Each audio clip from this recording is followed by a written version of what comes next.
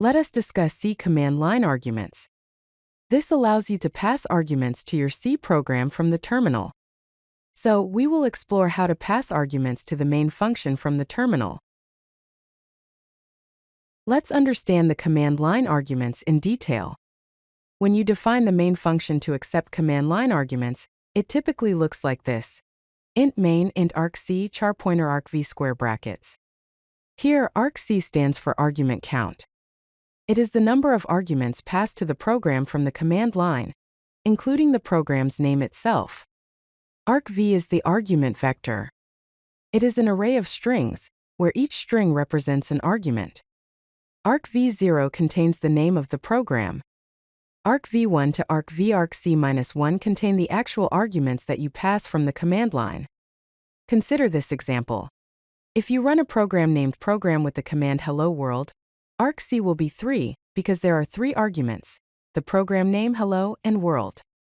argv0 will point to the string program. argv1 will point to the string hello, and argv2 will point to the string world. Let us walk through a simple example to illustrate how to use command line arguments. In this program, the main function receives the argument count, argc, and the argument vector, argv. We then print the number of arguments. Following that, we use a for loop to iterate through each argument in argv, from index 0 to argc-1. Inside the loop, we print each argument along with its index. This example demonstrates how to access and display the command line arguments passed to your program.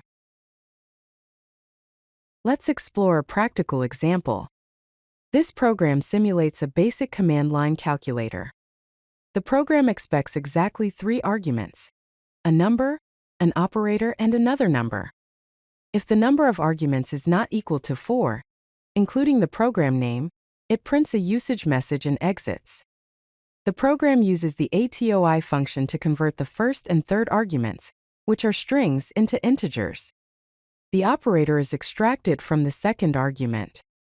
The program then performs the calculation based on the operator. Let's cover some best practices and common pitfalls when working with command line arguments. Always validate the number of arguments to prevent errors.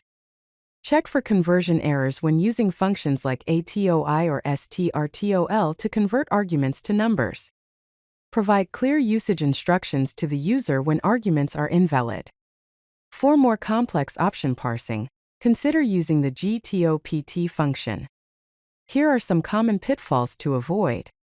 Remember that argv0 is the program name, not the first argument. Always check array bounds before accessing arguments to prevent segmentation faults. Be mindful of spaces in quoted arguments, as they may affect parsing. Handle special characters properly to avoid unexpected behavior. Do not assume that arguments are always valid numbers without proper validation. Instead of atoi for error checking, it is better to use strtol, char pointer and pointer, long value is equal to strtol, argv1, ampersand and pointer 10. If pointer and pointer not equal to null, then conversion error has occurred. If you like this video, hit that like button and don't forget to subscribe. Visit CodeLucky.com for more such useful content.